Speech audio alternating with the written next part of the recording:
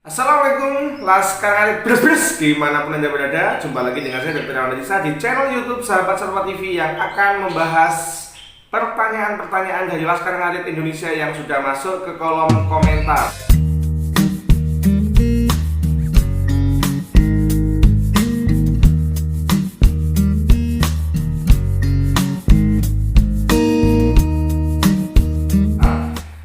Terima kasih yang sudah subscribe, saya ucapkan, yang sudah berinteraksi melalui DM Instagram. Mohon maaf, saya jarang membuka Instagram. Yang sudah komentar di kolom komentar akan kita bahas satu persatu berdasarkan kemampuan kami, tenaga kami ya. Jadi alhamdulillah respon dari Laskar Arif, dari peternak semua cukup bagus, antusias. Dia selalu memberikan pertanyaan-pertanyaan terkait permasalahan di lapangan. Tetapi karena kita juga ada aktivitas klinik, aktivitas ngomong mahasiswa magang ya, jadi kita tidak bisa setiap hari mengupload video baru, atau mungkin ketika kita di lapangan pun tidak bisa setiap saat membuat video karena tetap melihat kasus, tingkat kesulitan dan chemistry kita dengan si klien, apakah klien berkenan dibuat video atau tidak. Jadi tapi saya ucapkan terima kasih, salam hormat Laskar Arif Bres yang sudah subscribe maupun yang belum, tapi setia menonton video saya. Jadi antusias sekali dengan bukti bahwa sudah masuk banyak sekali komentar yang hari ini 10 akan kita jawab satu persatu atau akan kita bahas satu persatu. Jadi hari ini saya akan menjawab dan membahas 10 pertanyaan dari Laskar Arif ya. Ada apakah sapi boleh dikasih daun pisang? Yang kedua, apakah sapi menyusui boleh dikasih jerami ya? Yang ketiga, dok, apakah cacing mata bisa diobati dengan Flukisid San B? Oke, ini akan kita bahas. Ada juga yang bertanya comboran kering dan basah, apakah karkasnya berbeda kiloannya? Yang kelima bertanya, dia punya sapi, kotorannya ini selalu lebih banyak daripada teman-temannya, oke, dan sapinya lebih kurus. Apa penyebabnya? Yang keenam adalah pernah beli sapi, pernah keguguran, lalu sudah disepul, mohon informasi ke depan apa yang harus dilakukan. Oke. Lalu ada yang bertanya juga mengantisipasi supaya pedet tidak terkena kembung, penting banget ya. Mau tanya, Pak, sapi bunting apa boleh dikasih gula Jawa? Siap. Ada juga yang bertanya apakah kandang licin menyebabkan gagalnya kebuntingan karena dia punya sapi bunting dan ternyata hilang buntingannya. Akan kita bahas, seru ini pertanyaannya. Dan pertanyaan terakhir adalah apakah benar kecambah kacang hijau membuat sapi birahi? Oke, itu tadi 10 pertanyaan yang hari ini akan kita bahas Laskar Arif. Nanti akan kita bahas satu persatu. Semoga jawaban dari saya mampu menjawab kebutuhan, kegalauan, permasalahan yang ada di lapangan. Siap, kita lanjut. Pertanyaan yang pertama dari Mas Wahid Mustafa bertanya, sapi apakah boleh dikasih daun pisang? Boleh dikasih daun pisang dengan catatan daun pisang bukan menjadi makanan pokok. Karena daun pisang adalah daun atau hijauan yang kadar gizinya rendah. Jadi memang jika sesekali kepepet tidak ada rumput boleh diberikan Pak Bos, tetapi tidak lantas digunakan sebagai bahan makanan pokok untuk jangka panjang. Nah, ini nanti bisa berdampak kurang bagus, yakni sapi akan mengalami penurunan berat badan karena memang kualitas nutrisinya daun pisang ini lebih rendah daripada hijauan rumput-rumput yang lain. Oke, andaikan toh diberikan boleh, asalkan sebagai makanan selingan ketika ingin menambah kenyang atau ketika memang lagi sulit hijauan, dengan catatan ditambahkan comboran, polar, konsentrat, atau mineral. Mas Wahid Mustafa, itu jawaban dari saya. Semoga bisa membantu menenangkan pikiran jenengan. Siap. Pertanyaan yang kedua, Elisa Widya, Pak Dok, sapi menyusui boleh nggak dikasih makan jerami? Tolong infonya Pak Dok. Siap, jerami. Jerami ini kadar nutrisinya sedikit di atas gedebok atau di atas daun pisang. Tapi dengan catatan adalah jerami adalah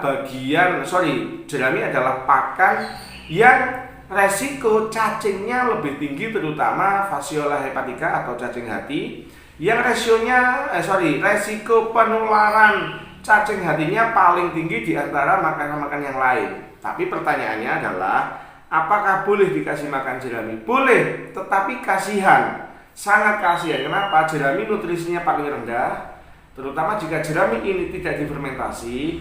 Maka yang terjadi adalah pada saat seharusnya seekor induk itu menyusui butuh nutrisi yang lebih, kok malah dikasih jerami. Boleh, tetapi kasihan.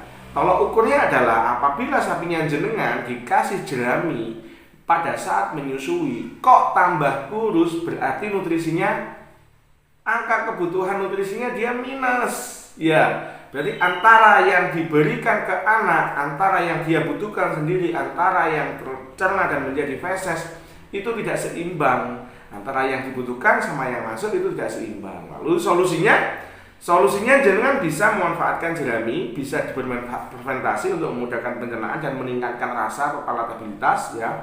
Bisa dengan combine dengan hijauan wajib, bisa dengan gunakan comboran, apapun comborannya, ampas tahu boleh, bekatul boleh, ampas dele boleh atau tempe boleh ya.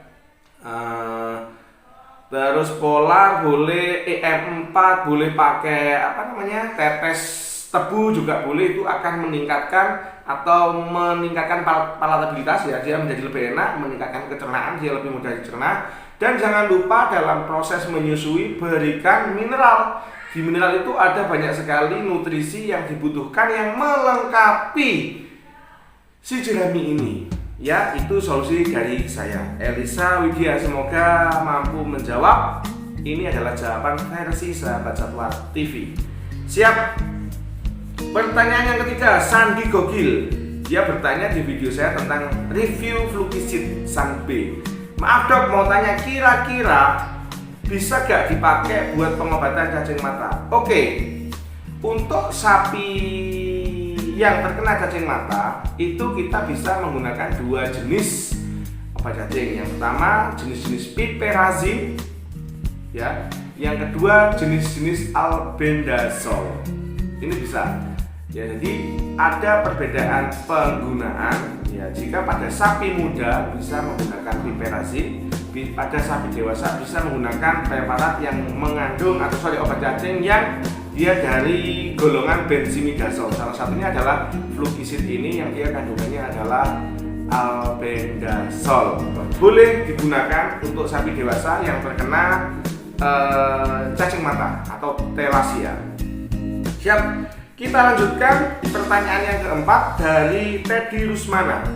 Pak, untuk comboran kering dan basah, apa hasil kiloan karkasnya sama? Berbeda. Ini subjektif sekali, tergantung selera, baik dari sisi kualitas maupun dari sisi ADG, average daily gain-nya. Sebagian orang menyukai karkas basah yang dibentuk oleh comboran yang basah.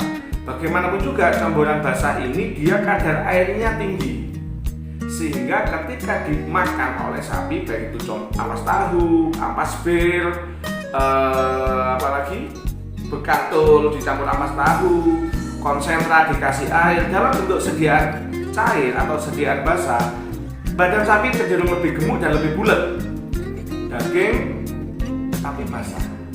Sebagian orang suka performa sapi yang gelembong-gelembong, ya, bulat karena memang kadar airnya tinggi. Sebagian orang tidak suka dengan kualitas karkas dari comboran basah. Tetapi sekali lagi ini tergantung pada subjektif, pada selera masing-masing. Nah, saya pernah ada di kandang ya, kandangnya klien saya, dia menggunakan konsentrat kering, fermentasi, campur konsentrat, dia berikan dalam kondisi kering. Sapinya 800 sampai 900 kilo, tapi tidak kelihatan besar. Jadi sapinya itu kelihatan kekar, tidak bulat ya, hanya kelihatan kekar, badannya terlihat kering, tetapi ketika ditimbang dia 800 sampai 900 kilo. Artinya memang ada perbedaan karakter dari karkas yang dibentuk, dari fisik yang dibentuk dari pemberian comboran basah dan comboran kering. Comboran kering cenderung badannya kekar, kering dan singset, dilihat kering. Sebagian orang suka karena kekar, sebagian orang tidak suka karena kering. Oke? Sedangkan comboran basah membentuk sapi yang bulat-bulat, glembyok-glembyok ya. Sebagian orang suka performanya karena gede banget, sebagian orang tidak suka performanya karena ini ketika dipotong karkasnya cenderung tidak selera ya, tidak sebagus yang karkas kering. Tapi kembali lagi bahwa ini tergantung dari selera. Kita lanjutkan. Nomor 5, Edi Saputra. Salam ngarit beres-beres Pak Dokter. Salam ngarit beres-beres. Sapi saya makannya banyak tapi susah gemuknya. Terus kotorannya lebih banyak kalau dibanding sapi saya yang satu lagi. Itu kenapa ya dokter? Makanya sapi saya makannya banyak tapi tidak. Oke. Evaluasi adalah sapinya jenengan sudah pernah diobat cacing atau belum? Kalau sudah pernah diobat cacing, jenengan panggil dokter untuk menginjeksi adakah masalah atau memeriksa adakah masalah di saluran pencernaan. Jika memang di sana ada puskeswan ya, silakan meminta dokter untuk mengambil sampel feses, akan dilakukan pemeriksaan feses. Di situ akan ketahuan ada telur-telur cacing apa. Lalu nanti pengobatan berdasarkan dari pemeriksaan feses ini. Jadi kesimpulan dari saya, makan banyak kok nggak bisa gemuk berarti ada yang loss. Di dalam nutrisi ini ada yang nebeng. Apa itu? Parasit. Makanya solusi dari saya, jika ada dokter dari puskeswan, jenengan panggil, jenengan konsultasikan, jenengan minta diambil sampel feses, lalu dilakukan pemeriksaan, nanti akan ada laporan bahwa cacing kita mengandung feses sapi kita mengandung parasit bla bla bla bla akan kelihatan. Dan berdasarkan hasil pemeriksaan itu, maka bisa ditentukan pemberian obat cacing yang efektif, dosisnya berapa, pengulangannya berapa kali. Oke, dan yang terpenting adalah bagaimana kita pasca itu di maintenance sapinya, diobati, di treatment sesuai dengan kebutuhan. Apakah dia membutuhkan mineral, apakah dia membutuhkan vitamin, atau malah dia ada infeksi-infeksi lain. Jadi jenengan tetap harus melibatkan tenaga medis veteriner untuk mendiagnosa dan memecahkan masalah di kandang jenengan. Oke, siap. Pertanyaan ke-6, ini seru dari Adi BTA. Assalamualaikum. Waalaikumsalam. Salam ngarit dok dari Batu Raja, Sumatera Selatan. Siap. Mau nanya, saya baru beli sapi, historisnya pernah keguguran dan anak bayinya nggak keluar. Setelah saya beli lalu koordinasi dengan mantri dan disepul pakai air infus ya mungkin ini. Ditambah obat, saya nggak tahu. Yang mau saya tanyakan adalah langkah apa lagi untuk mempercepat pemulihan rahim? Jika sapinya tidak keluar maka terjadi, pedetnya tidak keluar maka terjadi, yang terjadi ada 2 atau 3, maserasi fetus, mumifikasi fetus, pembusukan atau terbentuknya mumi. Kalau di tempat jenengan ada dokter yang memiliki USG, jenengan panggil dan dilakukan pemeriksaan USG per rektal atau probe-nya ini dimasukkan ke dalam rektum untuk mengetahui ada massa apa yang ada di dalamnya itu. Karena kalau dia pernah keguguran tapi anaknya kok tidak keluar, ini berat. Tetapi apakah anggapan itu benar? Maka diagnosa pasti adalah menggunakan USG. Atau jika tidak ada USG, jenengan bisa memanggil dokter yang sudah senior, yang sudah biasa menangani sapi dan kerbau untuk melakukan pemeriksaan. Intinya jenengan bisa manggil mantri itu lagi atau meminta second opinion atau pendapat kedua dari dokter lain untuk melakukan pemeriksaan lanjutan versi dokter satunya.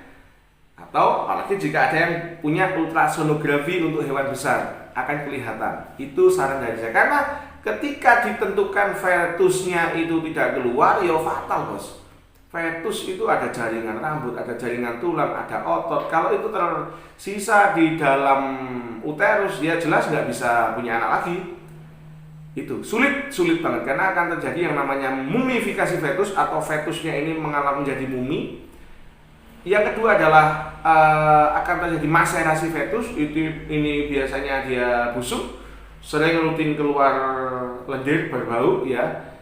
Periksakan, saran saya, atau panggil dokter lain untuk second opinion. Itu pendapat dari saya. Siap. Dari pertanyaan ke-7 dari BZK Zikri, dok, cara mengantisipasi pedet supaya tidak terkena kembung. Supaya tidak terkena kembung adalah pedet jangan makan sesuatu yang frontal berbeda, ekstrim berbeda. Jadi misalkan pedet kita masih kurang dari 12 atau berapa ya, 12 minggu, maka dia masih membutuhkan susu, mayoritas makanannya dominan, dan sedikit hijauan atau starter food. Kok di usia ini dia sudah lahap banget makan rumput, ini resiko kembung. Oke. Yang kedua, pedet jangan secara ekstrim mengalami perubahan makanan. Ini juga berlaku untuk sapi dewasa. Misalkan baru makan hijauan, lagi belajar makan hijauan di atas usia 4 minggu ya, lalu langsung jenengan kasih comboran. Ini juga resiko kembung. Oke. Lalu yang ketiga adalah jangan sampai pedet kita ini ketemu dengan cuaca ekstrim juga. Habis panas, lalu hujan. Dalam posisi hujan deras, demam, kandangnya kotor, dan ini akan menimbulkan resiko kembung juga. Nafsu makan turun dan dia kembung. Jadi itu adalah antisipasi supaya tidak terjadi kembung pada pedet. Oke. Pertanyaan yang ke-8. Fiona CEA mau tanya, Pak, sapi bunting apa boleh dikasih gula Jawa? Boleh dikasih gula Jawa dan dicampur mineral. Disarankan mineral ini diberikan di atas usia kebuntingan 5 atau 6 bulan supaya tidak kekurangan kalsium, magnesium, dan lain-lainnya untuk persiapan nanti terbentuknya air susu dan kekuatan pada saat merejan melahirkan. Pertanyaan ke-9, 2 pertanyaan terakhir. Denny Rohim, Pak, mau tanya, kalau kandang sapi licin itu bisa menyebabkan gagal beranak? Punya saya udah ada isinya tapi ternyata majel kegemukan. Gimana solusinya? Ada isinya kok majel, piye? Kalau ada isinya, biasanya ya dia akan lahir. Kalau tidak lahir, biasanya dia keguguran. Kalau tidak keguguran, berarti ada fetal death. Kalau ada fetal death, biasanya dia tidak birahi. Maka dari itu, apakah ketika jenengan menyimpulkan tadi ada isinya itu memang betul ada isinya atau hanya asumsi? Asumsi karena sapi tidak birahi setelah di IB kita anggap bunting, padahal tidak selalu. Pada kasus metritis, pada kasus endometritis itu bisa birahi, tetapi ketika dikawin seperti menunjukkan gejala bunting, yakni tidak muncul birahi, padahal di situ ada infeksi rahim. Jadi, apakah kandang licin bisa menyebabkan fetus hilang? Tidak ada kaitan. Tapi kalau kandang licin menyebabkan keguguran, menyebabkan broyok, itu bisa, ya. Dan hilang di sini ada 2 kemungkinan. Dia memang false pregnant, atau false pregnant tidak berkaitan dengan majel secara langsung. Tapi ada juga kemungkinan salah deteksi, tidak bunting dikira bunting. Itu Pak Bos. Mas Denny Rohim, semoga berkenan. 10 pertanyaan terakhir. Peternak muda, Assalamualaikum. Waalaikumsalam. Apa benar kecambah kacang hijau membuat sapi birahi? Begini, sapi birahi melibatkan berbagai macam komponen. Sapi birahi body condition score minimal 2 ke atas atau disarankan 3. Yang belum nonton silahkan lihat di skor sapi di video saya sebelumnya. Apakah benar kecambah hijau membuat sapi birahi? Saya akan menjelaskan. Dalam proses menuju birahi, dia melibatkan hormon FSH, LH, estrogen. FSH, LH, dan estrogen. Nah, munculnya FSH, LH, dan estrogen ini, itu dia ada lagi yang namanya gonadotropin hormon. Ini adalah hormon pertama yang memicu munculnya hormon-hormon ini tadi. Hormon ini itu dibentuk di otak, ya, yang akan merangsang munculnya ketiga hormon atau keempat hormon lainnya. Hanya terjadi pada sapi yang tidak kurus, juga tidak terlalu gemuk, maka disarankan BCS 2,5 ke atas sampai 3 di sini. Nah, apakah kecambah ini menyebabkan birahi? Unsur yang ada di dalam kecambah, vitamin E, ini dibutuhkan masuk ke dalam rangkaian yang menormalkan mekanisme ini tadi. Jadi jika sapinya dengan posisinya normal dikasih kecambah, maka akan semakin baik. Tetapi jika sapi yang dengan ini sudah tidak normal, ada masalah, lalu dikasih kecambah, nggak akan ngefek. Begitu rumusnya Pak Bos. Jadi mekanismenya kompleks, meliputi beberapa organ dan jaringan. Di situ nanti terbentuk hormon sehingga nanti dia akan birahi. Apakah manfaat dari pemberian kecambah itu? Iya, jika sapinya jenengan normal akan memunculkan gejala birahi yang lebih dominan jika sapinya normal. Tapi jika sapinya jenengan ada masalah, ada corpus luteum persisten, ada corpus luteum yang tidak berkembang, ya, ada metritis, ada biometra, ada endometriosis dan lain-lain, maka tidak akan ngefek pemberian ini. Itu penjelasan dari saya. Oke, laskan aja beras-beras dimanapun Anda berada. Sudah 20 menit saya mencoba menjawab dan membahas pertanyaan dari rekan-rekan. Ini adalah salah satu versi penjelasan saya. Di luar sana banyak sekali versi-versi yang bisa juga jenengan pelajari. Jenengan ambil yang bermanfaat, jenengan tidak usah ambil yang tidak bermanfaat dan tidak cocok bagi jenengan. Sekali lagi, hidup itu ada banyak versi. Gunakan versi yang memberikan manfaat. Sekian, wassalamualaikum warahmatullahi wabarakatuh. Please like, subscribe, komen, dan share video saya. Matur nuwun.